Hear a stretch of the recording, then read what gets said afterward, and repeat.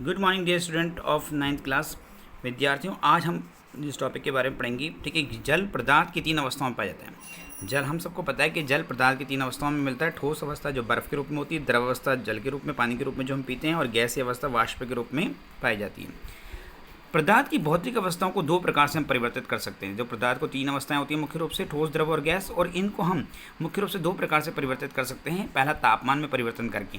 कैसे? देखो कि बर्फ़ को अगर हम गर्म करें तो वो द्रव में, और द्रव को अगर हम वाष्प के रूप में हम परिवर्तित कर सकते हैं। मतलब बर्फ़ को गर्म करके हम द्रव में, और द्रव को गर्म करके वाष्प के रूप में हम परिवर्तित कर सकते हैं। इस प्रकार से अवस्था में हम परिवर्तन कर सकते हैं तापमान में परिवर्तन करके। बात करें, देखो गलनांक, मेल्टिंग पॉइंट जिसे हम कहते हैं, क्या होता है? सबसे पहले परिभाषा सुनो।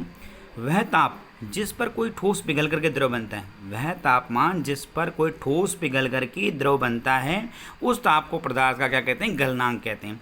बर्फ़ का गलनांक 273.16 केल्विन है, जिसे 0 डिग्री सेल्सियस से भी व्यक्त करते हैं। अगर केल्विन में देखें तो 273.16, और अगर सेल्सियस में देखें तो 0 डिग्री सेल्सियस से व्यक्त करते हैं। बात करें, जब बर्फ़ पिघलती है तो बर्फ़ का तापमान नहीं बढ़ता। ध्यान से सुनना, जब बर्फ़ पिघलती है तो बर्फ़ का तापमान नहीं बढ़ता। लगातार ऊष्मा प्रदान करने के बावजूद, क्योंकि लगातार ऊष्मा प्रदान करने के बावजूद भी अगर हम देखें बर्फ़ का तापमान नहीं बढ़ता है, क्योंकि संगलन की गुप्त ऊष्मा तापमान को बढ़ने नहीं देती। ठीक है, ये जो संगलन है इसकी गुप्त ऊष्मा तापमान को क्या है? बढ़ने ही नहीं देती है। ध्यान रखना। अब ये संगलन की गुप्त ऊष्मा क्या है?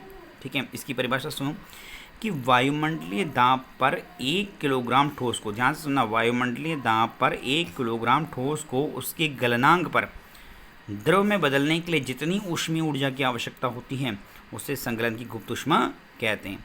मतलब वायुमंडलीय दाब पर 1 किलोग्राम ठोस को उसके गलनांक पर द्रव में बदलने के लिए जितनी ऊष्मीय ऊर्जा की आवश्यकता होती है, उसे संगलन की गुप्त ऊष्मा कहते हैं। ध्यान रखना। अतः 0 डिग्री सेल्सियस पर बर्फ़ के कणों की तुलना में 0 डिग्री सेल्सियस पर पानी के कणों से अधिक ऊर्जा होती है।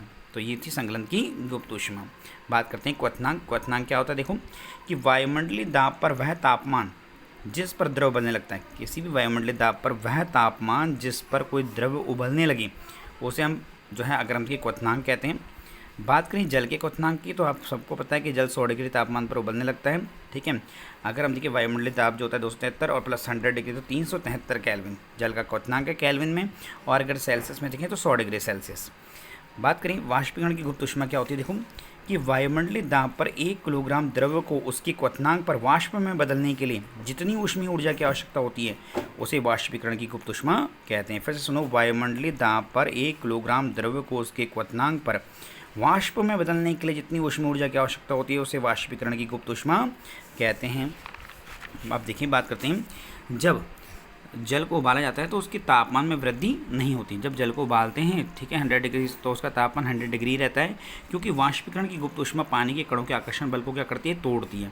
अतः 100 डिग्री सेल्सियस तापमान पर वाष्प के कणों में उसी तापमान पर पानी के कणों की अपेक्षा अधिक ऊर्जा होती है। ठीक है, हम ये कह सकते हैं कि 100 डिग्री सेल्सियस तापमान पर वाष्प के कणों में उसी तापमान पर पानी के कणों की अपेक्षा अधिक ऊर्जा होती है। और यही कारण है, अगर हम बात करें कि जो है उसका तापमान नहीं बढ़ता। ठीक है, तापमान में परिवर्तन से पदार्थ की एक अवस्था को दूसरी अवस्था में बदला जाता है। हमने पहले भी पढ़ा था कि तापमान के कारण हम तापमान में परिवर्तन करके हम पदार्थ की एक अवस्था को दूसरी अवस्था में बदल सकते हैं। जैसे कि ठोस अवस्था है, अगर हम उसको ऊष्मा दें तो वो द्रव अवस्था में परिवर्तित हो सकती है। द्रव को ऊष्मा देकर गर्म करके हम गैस अवस्था में परिवर्तित कर सकते हैं।